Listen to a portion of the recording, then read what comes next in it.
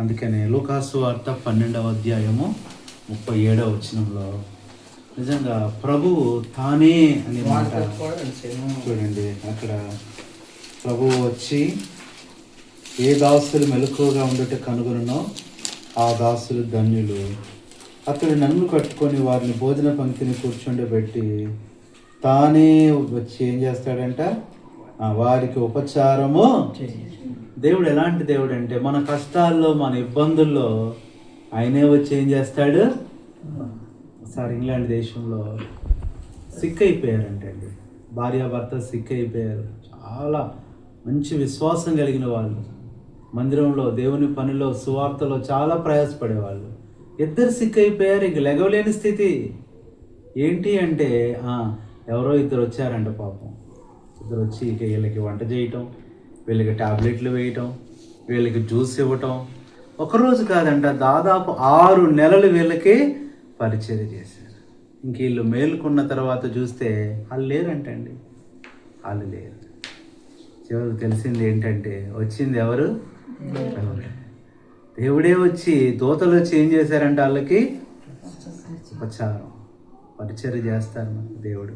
రెండవది చూస్తే మరి తానే అనే మాటలో ఈ కుటుంబంతో దేవుడు తానే అనే మాటలో లూకాసు వార్త 24వ అధ్యాయము 15వ వచనం, 24:15. వారు సంభాషించుకొనుచు ఆలోచించుకొనుచుండగా యేసు తానే దగ్గరకు వచ్చి తానే మనకు ఉపచారం చేస్తాడు. రెండవది తానే మనతో నడుస్తాడు.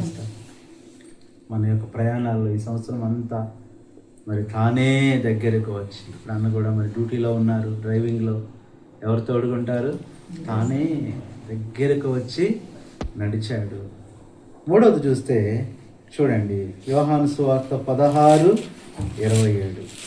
మన పక్షాన దేవుడు తానే చేసే పనులు ఎవరికి అప్పచెప్పారు? మీరు నన్ను ప్రేమించి నేను దేవుని యొద్ద నుండి బయలుదేరి వచ్చిన నమ్మిత్రి గనుక తండ్రి తానే మిమ్మల్ని ప్రేమించుచున్నాడు. 3 విషయాలు చూసాం. తానే ఉపచారం చేస్తాడు మనకి, తానే నడుస్తాడు మనతో, తానే మనతో మనల్ని ప్రేమిస్తాడు. 4వది చూస్తే రోమా 8:16.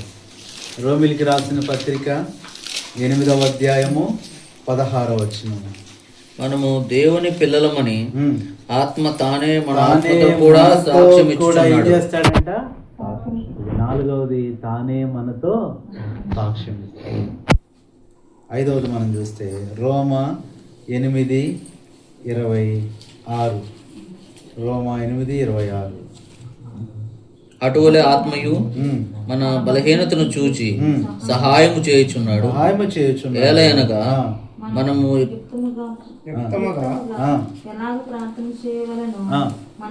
మనకు తెలియదు కానీ మూలుగులతో ఆత్మ అది మన పక్షాన. 5వది తానే ఏం చేస్తున్నాడు, విజ్ఞాపన చేసేవాడుగా. 6వ మాట చూస్తే 6వది చూడండి, 1 దెస్సలోనిక 2వ దెస్సలోనిక 3:16. 2వ దెస్సలోనిక 3:16 చదవండి. సమాధానకర్తయగు ప్రభు తానే ఎల్లప్పుడూ ప్రతి విధము చేతును మీకు సమాధానం అనుగ్రహించును గాక. అది 6వది తానే మనకు సమాధానాన్ని. ఇప్పుడు 7వది ఈ కుటుంబ వాగ్దానం. 1 పేతురు 5వ అధ్యాయము 10వ వచనం.